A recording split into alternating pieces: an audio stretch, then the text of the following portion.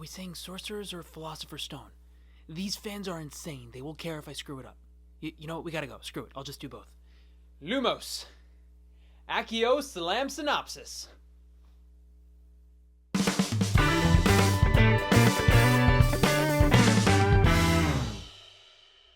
John Williams brings us into our first magical demonstrator. It's Dumbledore's Deluminator. He's shadowed by one cool cat, and that's not all. Hagrid fly drives into Privet Drive and starts to bawl when they have to turn this baby over to an awful family of tyranny for protection like Ironsea. The kid's too famous to grow up in public. Oh, the irony, and that kid is Harry Potter. Harry's in the cupboard with no Indians around. Dudley comes smashing down. Harry's the cook and the Dursleys are crooks because they robbed their son of 2 birthday presents, so instead of 38, he got 36. It's not funny. 36? What do they have, J.K. Rowling money? It's zoo time, and Harry starts some funny business when he sends this glass hole through a glass hole. It's an epic prank. Oh, and the snake can talk. He just says, thanks. Harry befriended a snake but didn't kill him, but that doesn't matter until the second film. There's no such thing as magic. That's such a tragic foul, so bring on the owls. Harry thinks he can openly read his mail in front of this fam. Damn, son, Vernon treats these letters like vermin except on one fun day, because there's no post on Sunday. But that wouldn't stop the fight of the flight of owls, so how will the Dursleys escape this pylon? They somehow get to this remote island.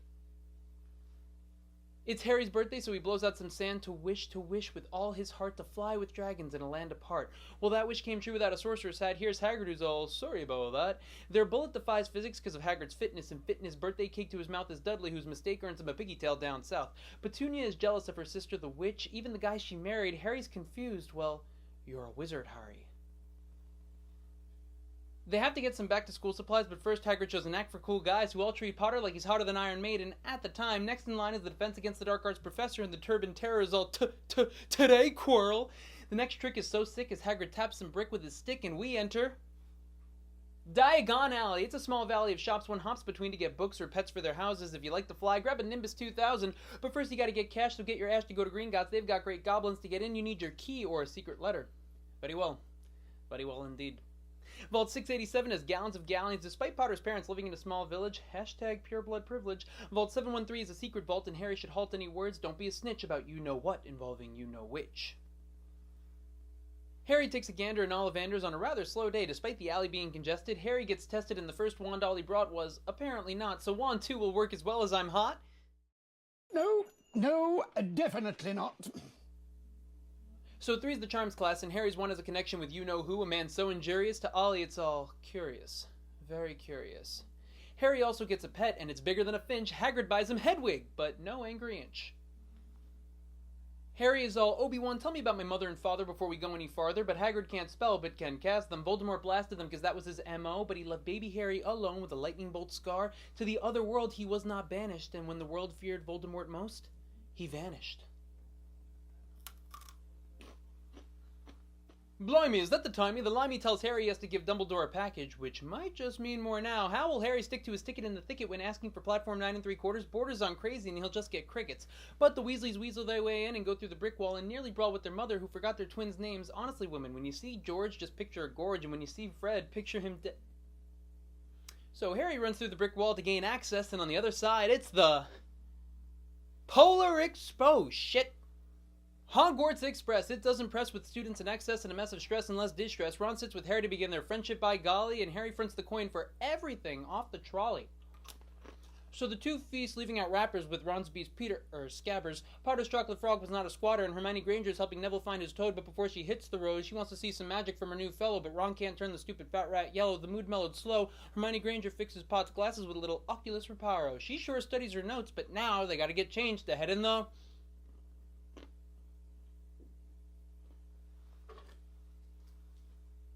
Boats are how they get to the castle. It's a one-time hassle and a one-way port as these young students are shown their new home of Hogwarts. Professor McGonagall explains how Trevor!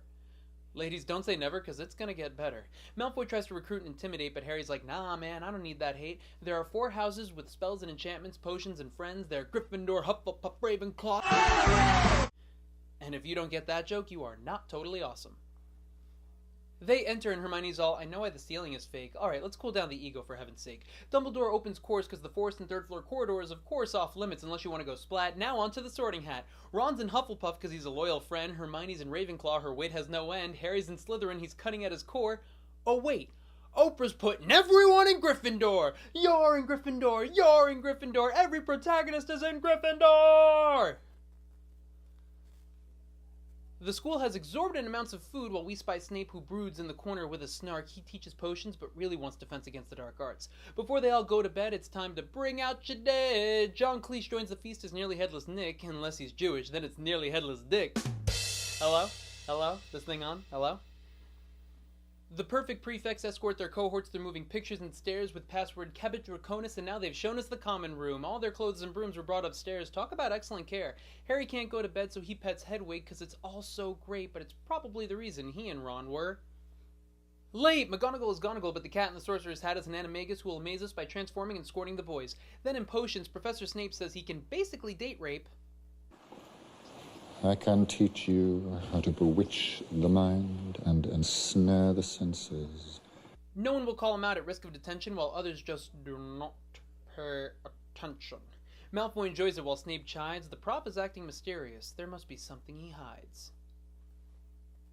Seamus is famous because he blows up himself, silly bum. Pirate Jesus tried to turn water into rum, so he paid for his crime. I see some owls, so it must be mail time! Daily Prophet saw fit to report that something got stolen from Vault 713 despite the detailed lock, and Neville got to remember all, but can't remember what he forgot. It's kind of a piece of shit. It's time for our first lesson proper to hit the sky. In the words of Hopper, let's fly! Madame Hooch tells them to get their wood up, mount it, grip it tight, and careful not to slide when she blows. What am I doing? These kids are 11. Guess I'm not going to heaven.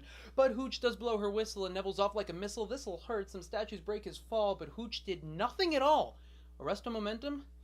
Malfoy's too cool for rules and takes Neville's Remember-All ball, but Harry wants to brawl because he's an elite flyer despite no experience prior, so Malfoy launches the Hail Mary and Harry makes the catch and carries it down to his new fans of this chronicle, but was also seen by Professor McGonagall, who takes him to... Would it be alright if they borrowed Oliver Wood? Minerva's campaigning hard for her house's Quidditch team, so it seems that Harry Potter is the new Gryffindor seeker. He won't be in the bleachers because this sport is featured in his pure blood. But more on that later. The stairs elevator the 3 to floor 3, which is forbidden, but a room is hidden, so these explorers Alohomora the door and meet Fluffy, so they Huffy and Puffy it back to their common room. Hermione found a trap door because her eyes gandered down, but Fluffy's eyes were up here. Double standard, wow! Ron was looking at its 3 heads, and Hermione is off to bed after a long day of yells before either of them get her killed. Was expelled. Quidditch tutorial for real. Captain Wood coughs up the quaffle, which is handled by 3 chasers. These racers get 10 points per ball through the hoop. The keeper tries to scoop up the ball as a goalie, and holy moly, 2 beaters beat bludgers to budge you off your broom in the sky. How many a year die? Finally, the seeker, which is Harry's niche, gets 150 points for catching the snitch. Time for Flitwick to teach the old swish and flick. Wingardium Leviosa, but she knows that it's Leviosa. Seamus blows up externally while Hermione blows up internally because she hears Ron roasting her for boasting her knowledge. Hermione will skip that night's feast to go cry. Maybe now someone will die because there's a... In the dungeon! Troll in the dungeon! And hopefully not in the comment section.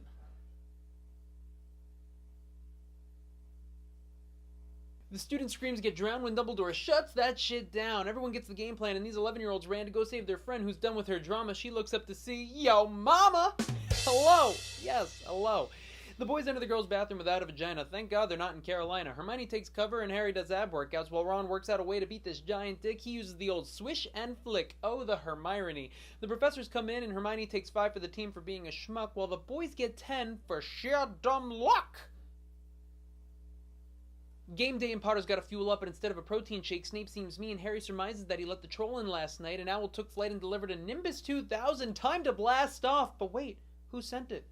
Oh, thanks, Prof. Live from the Hogwarts School of Witchcraft and Wizardry, it's time once again for School Quidditch. It's Slytherin versus Gryffindor, and what's more, the Grist's new seeker better not screw the pooch. Enter our ref, Madame Hooch. Quaffle up, brooms up, and we are underway. A few good spins from Angelina Johnson, who shoots it through the hoop to score 10. Flynn has a stint with the ball, but it's blocked by Wood, who would pass it off, and the Griffs don't miff their chance. They're up 20-0. Potter remains still. Captain Flynn takes a beater and bludgers Wood, who's the Griff captain, but clearly not good. Slytherin starts scoring, and Johnson quaffles it up from her hands and goes right into the stands. Potter searches the snitch, but Snape starts jinxing the broom, so Hermione will have her say with Lacarnum Iniflammari. That spell was fire. The game gets dire. Harry takes a nosedive towards the pitch. He cannot miss, so he gives the snitch a full-on kiss. Gryffindor wins. That ends the show. The snitch was caught and will only reopen at the close. Hagrid chats about Fluffy after the game. Fluffy? That thing has a name, and that thing is guarding... He should not have said that. Fact. He says if there's trouble, just turn and run. LOL, we're only on movie 1. But for real, they shouldn't meddle, and leaves by name-dropping Nicholas Flamel. Hagrid's huge, so carrying a tree is the norm. I hope he used a spell to keep warm. Flitwick hangs an ornament his size, and these guys get chastised for playing totally barbaric wizard's chess and might make plot progress in the restricted section.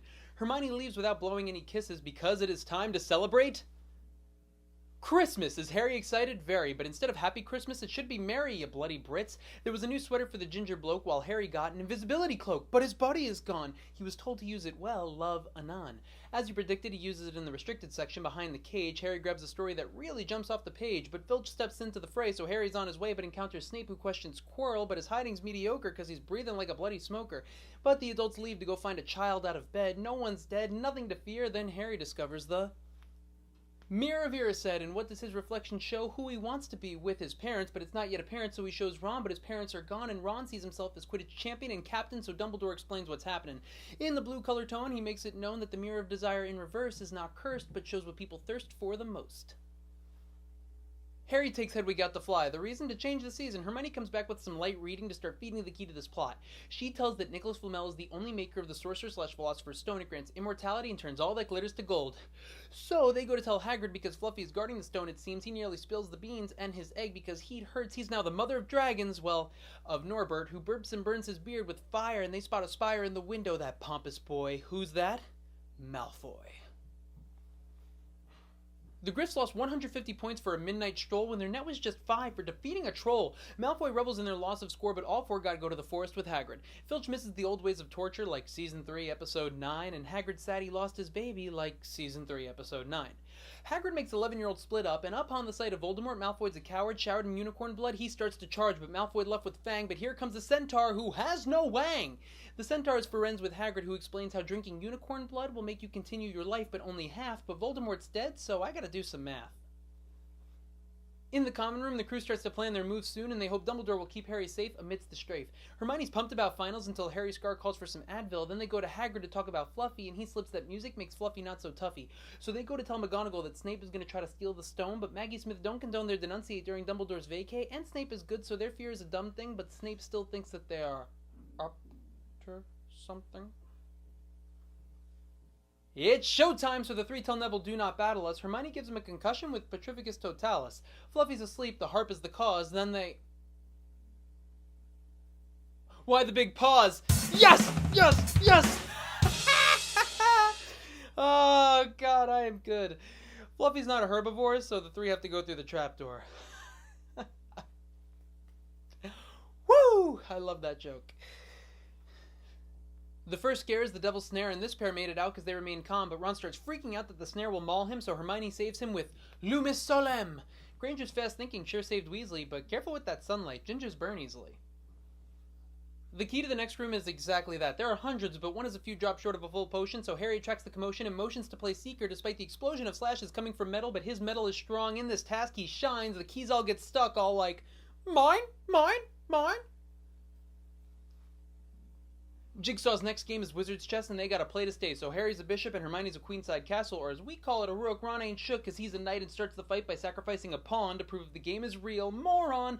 The carnage brings more garbage, and once Ron makes a move, the queen will take him. If only life were that easy. His friends get queasy, but Ron says no more! He shows off some Gryffindor and tells Harry to realize that he's the title of the franchise. His demise comes when his statue gets stabbed and he goes flying, can't start crying.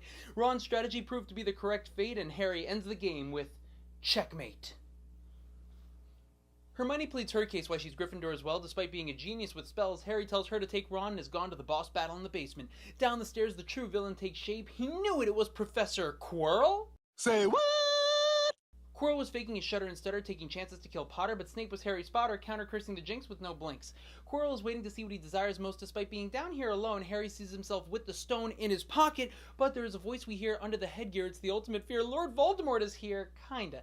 He tells Harry he can make his parents return, but Harry turns and runs. The battle is down to the wire, so Quirrell spreads out the fire and goes in for some asphyxiation. It's a new sensation as his hands turn to dust. It must be because of the stone. So Potter gives Quirrell a charcoal facial and he goes all Jericho and loses his glow. But Voldy pulls a Jason and is just passing through. Is Harry doomed? He'll have to Get well soon. Harry's in the hospital wing with some cards, berry bots, and lots of questions, and Dumbledore's all like, dude, relax, because remember, this is the chill one. The whole school knows his drama. Ah, how I miss those days, and Flamel will die with no ways to save because they destroyed the stone, which was only found if you wanted to find it but not use it. I'm calling abuse of that Deus Ex BS. Upon defacing Voldemort, Harry rose above, and the real reason is because of love.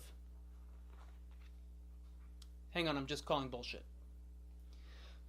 Harry's friends are all right and never better, and that night all betters are off for the final feast. Everyone has these dunce caps while Dumbledore recaps the House Cup standings. Griffiths in 4th, Huff in 3rd, Raven in 2nd, and in 1st are the turds. But Accio trump because the next shift is big. Dumble has some last-minute points. Now the system is rigged. Hermione got 50 for being a smart dame, while Ron got 50 for playing a game. Harry got 60 because he's the main, while Neville got 10 for an empty threat. That's insane.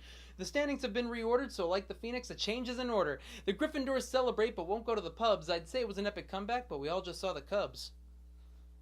There is a lot Harry has achieved, but must say bye to Hagrid before he leaves. Looking up under his sleeve, Hag gives a picture of the Potters together. Accio tears, my heart's light as a feather. Harry isn't going home and leaves behind great friends, but trust me when I say this, we are nowhere near the end. Next year will be loaded with secrets, cars, and socks. That's all for Book 1. Goodbye for now. Nooks. That's my slam of Harry Potter turned this rum into water. Damn. That's my slam of Harry Potter turned this rum into water.